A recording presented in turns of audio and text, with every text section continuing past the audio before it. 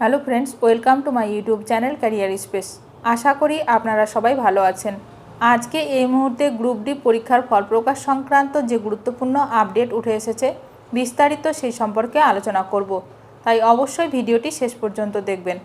যারা চ্যানেলে নতুন তারা চ্যানেলটিকে সাবস্ক্রাইব করে পাশে থাকা বেল বাটনে প্রেস করে অল নোটিফিকেশানটিকে অন করে রাখবেন, কারণ এমন ধরনের লেটেস্ট আপডেট নিয়ে এই চ্যানেলে সবসময় ভিডিও আপলোড করা হয়ে থাকে। গ্রুপ ডি নিয়োগ পরীক্ষার ফল প্রকাশ। মোট উত্তীর্ণ ৩,২৩৩। দেখে নিন সমস্ত তালিকা। রাজ্যে নিয়োগ মামলায় বড় খবর সামনে এলো। গ্রুপ ডি নিয়োগ পরীক্ষার ফল প্রকাশ হলো। এর আগে আদালতের প্রশ্নের মুখে পড়তে হয় মাদ্রাসা সার্ভিস কমিশনকে। পরীক্ষার ফল বার করতে 14 বছর।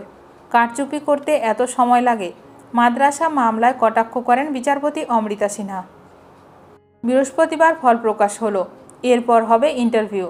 মোট ৩,২৩৩ জন চাকরিপ্রার্থী উত্তীর্ণ হয়েছেন। শূন্যপদের সংখ্যা 297টি। জেলাভিত্তিক শূন্যপদ এবং লিখিত পরীক্ষায় পাশ করা প্রার্থীদের তালিকা প্রকাশ করেছে মাদ্রাসা সার্ভিস কমিশন। তালিকার পিডিএফ টেলিগ্রাম চ্যানেলে দেওয়া হয়েছে, লিংক ডেসক্রিপশনে পেয়ে যাবেন। সেখান থেকে পিডিএফটি ডাউনলোড করতে পারবেন। 2010 সালে গ্রুপ ডিতে 3,000 শূন্যপদে নিয়োগের বিজ্ঞপ্তি দিয়েছিল মাদ্রাসা সার্ভিস কমিশন। অভিযোগ, সেই পরীক্ষার ফল এখনও বার করেনি কমিশন। 14 বছর কেটে গেছে, কিন্তু এখনও ফল প্রকাশ না হওয়ায় উদ্বিগ্ন চাকরিপ্রার্থীরা। এই নিয়েই কলকাতা হাইকোর্টে মামলা দায়ের করা হয়, যদিও ইতিমধ্যে ফল প্রকাশ করা হয়েছে।